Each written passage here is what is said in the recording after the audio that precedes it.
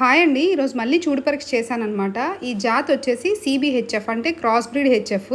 ఇది ఒక పడ్డ. ఇది చూలు ఉన్నది లేనిది నేను మీకు లాస్ట్లో చెప్తాను. అయితే ఆవులకి ఎప్పుడైనా మనం ఎద ఇంజెక్షన్ చేసిన తర్వాత ఆవులైనా గేదెలైనా 21 రోజులకి అప్పటికి ఎదకు వచ్చిందా లేదా అనేది మళ్ళీ చూసుకోవాలి. ఒకవేళ ఎదకి రాలేదనుకోండి 3 నెలల తర్వాత చూడి పరీక్ష ఖచ్చితంగా చేయించుకోవాలండి. చాలామంది చేసిన పొరపాటు ఏంటంటే ఆవు వేరుపాటు అయిపోయిందమ్మా, లేదంటే నిగారింపు వచ్చేసింది, చూడు ఉంటుంది, నువ్వేం చెక్ చేయకమ్మా అని చెప్పేసి అని అంటారు.